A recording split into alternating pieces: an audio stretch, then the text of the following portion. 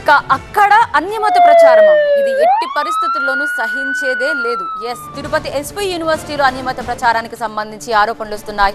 Engineering విభాగానికి చెందిన department head Chengaiah అన్యమత ప్రచారం చేస్తున్నారని బజరంగ్ దళ్ ఆరోపిస్తోంది. క్యాంపస్ లో విద్యార్థులకు అన్యమత ప్రచారం చేస్తున్నారని ఆగ్రహం వ్యక్తం చేశారు. అన్యమత ప్రచారంపై చెంగయ్యతో వాగ్వాదానికి దిగారు బజరంగ్ దళ్ కార్యకర్తలు. వర్సిటీ విద్యార్థులకు మత బోధనలు ఎందుకు చేస్తున్నారంటూ ప్రశ్నించారు.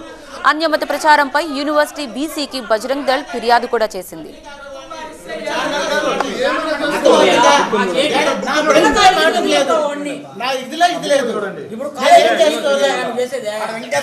చదువుకుంటున్నాను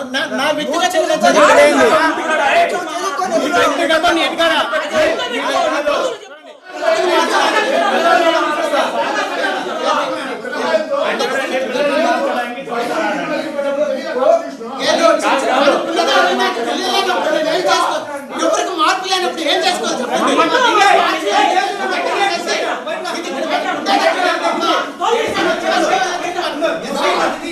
సో ఇది చెంగయ్య వారితో వాగ్వాదానికి సంబంధించిన దృశ్యాలు మీరు చూస్తున్నారు. ప్రొఫెసర్ అండ్ హెడ్ అంటూ మనకు కనిపిస్తోంది.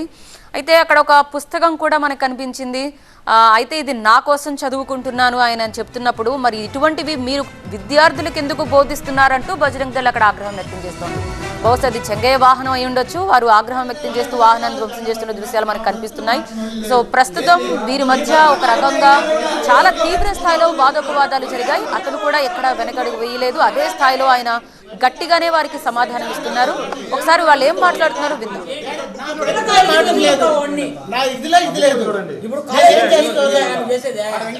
నేను చదువుకుంటున్నాను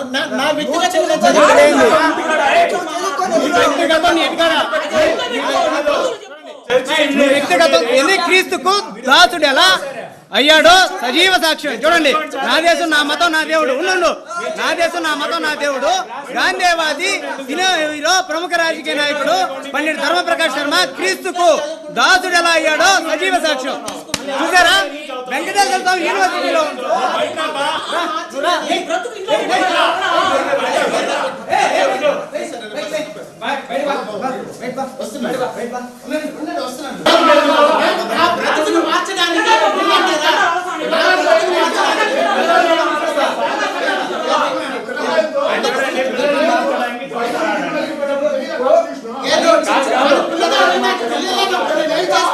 ఎవరికి మార్పు లేనప్పుడు ఏం చేసుకోవాలి? చెప్పండి.